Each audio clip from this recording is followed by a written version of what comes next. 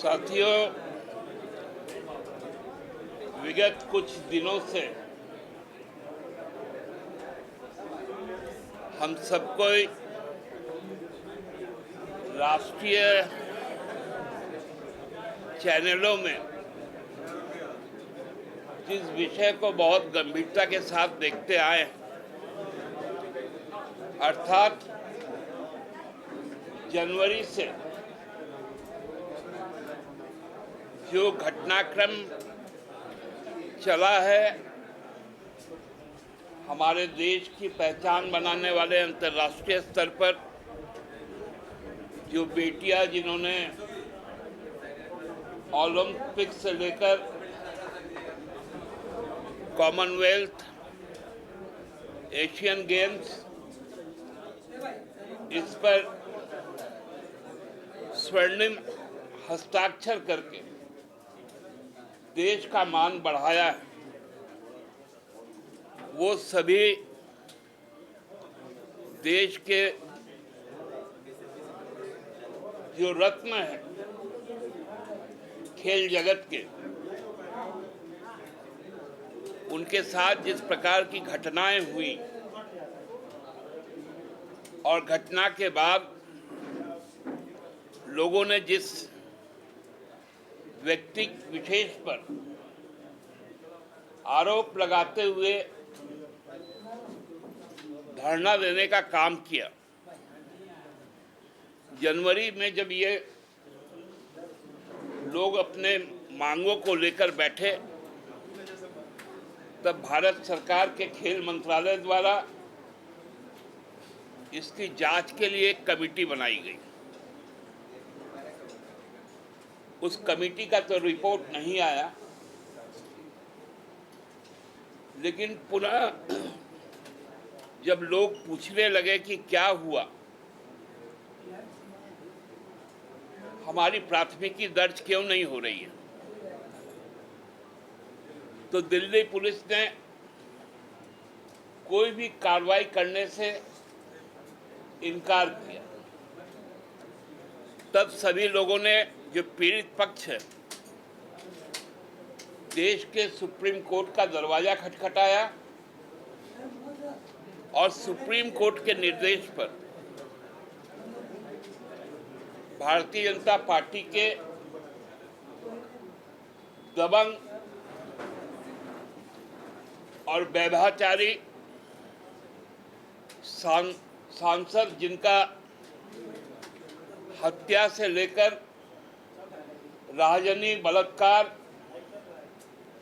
का लंबा फेरियस्त है, बृजभूषण सिंह,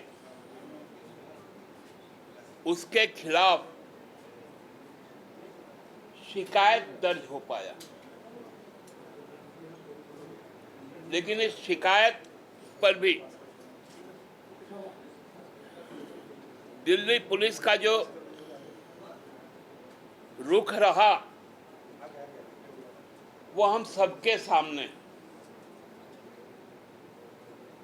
आरोपी पर पोक्सो एक्ट लगा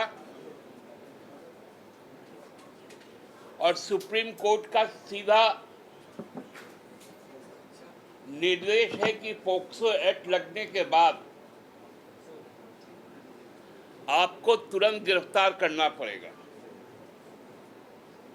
वो काम भी नहीं हुआ। उल्टा, चूंकि प्रभावशाली लोग हैं, तो उन्होंने दबाव बनाकर बयान बदलवाया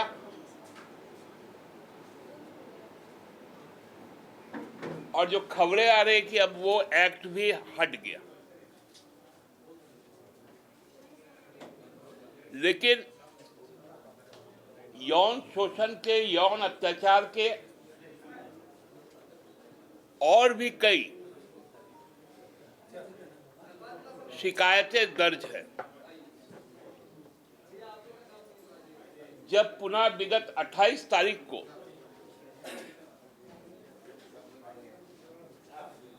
जो भारत के नए संविधान भवन, जो अभी तक पूरा नहीं हुआ, वो कार्य अभी भी चल रहा है, लेकिन उसका जबरदस्ती उद्घाटन हो गया प्रधानमंत्री जी के द्वारा।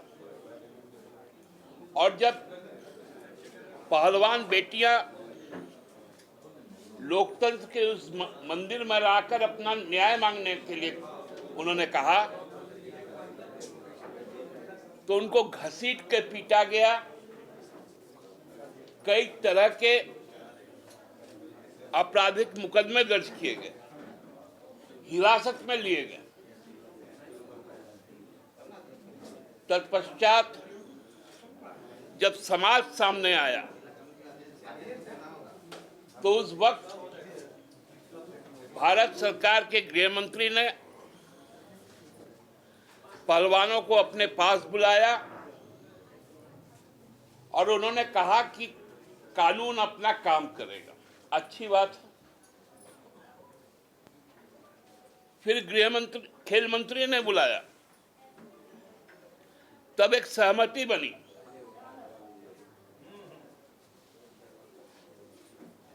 कि 15 तारीख तक चार्जशीट जमा हो जाएगा। और एक कल खबर आई दिल्ली पुलिस के हवाले से कि अब दिल्ली पुलिस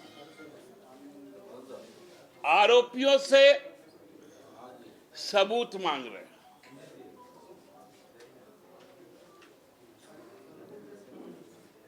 यौन शोषण का, यौन अत्याचार का सबूत कोई कैसे दे सकता है? जिस प्रकार के आरोप लगे वो बहुत गंभीर थे। उसकी एफआईआर में जो तथ्य है, क्या उसका कोई वीडियो रिकॉर्डिंग करवाता?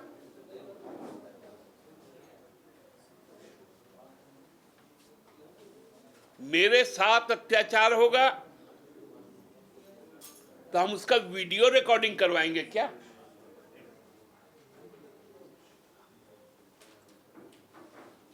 मतलब अब सीधा सीधी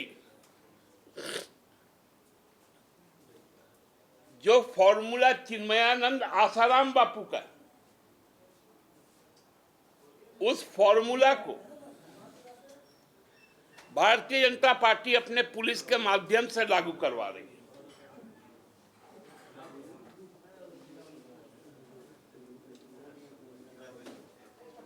क्या कोई महिला, कोई बेटी ऐसे आरोप लगाते हैं क्या? कितने मजबूर हुए होंगे, कितने मानसिक तौर पर प्रताड़ित हुए होंगे,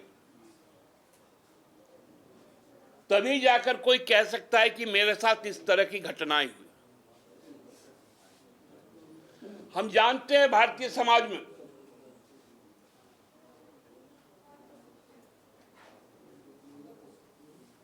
महिलाएं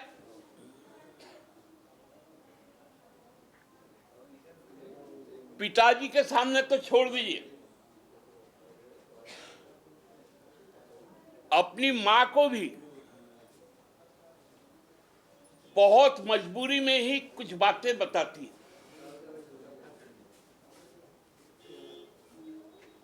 हम आप सबके घर की बेटियां हैं।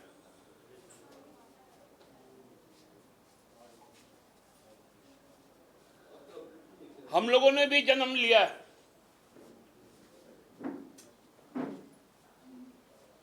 कितना जघन्य स्थिति है।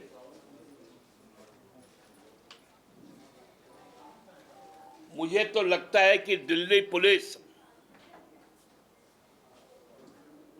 गर्त में जा चुकी है, मानसिक तौर पर भारतीय जनता पार्टी का गुलाम बन चुकी है।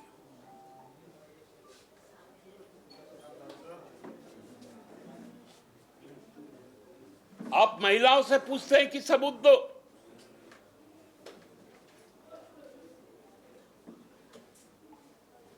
जो प्रताड़ित है वो अपने प्रताड़ना का सबूत दे। उन्होंने तो नहीं कहा कि हमें मारा पीटा गया, तो चोट के निशान होते।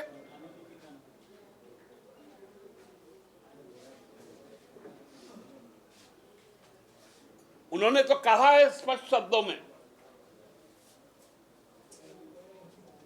कि मेरे वक्ष को छुआ गया, मेरे पेट को छुआ गया, मुझे आलिंगन किया गया। क्या इसका वीडियोग्राफी होता है कि उस पर सबूत दे? मतलब 15 तारीख को दिल्ली पुलिस क्या संदेश देना चाहती है, ये बताना पड़ेगा।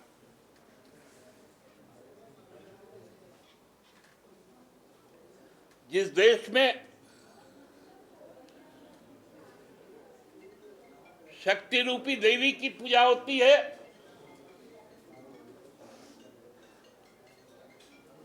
विद्या रूपी देवी की पूजा होती है, समृद्धि रूपी देवी की पूजा होती है,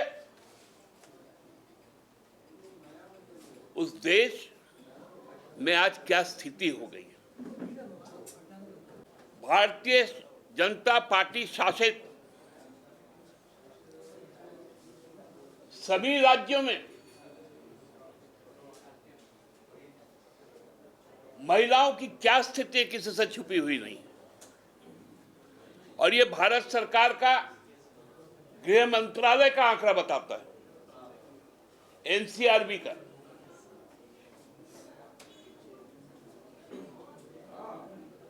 हमको लगता है कि कल के समाचार के बाद माननीय गृह मंत्री जी को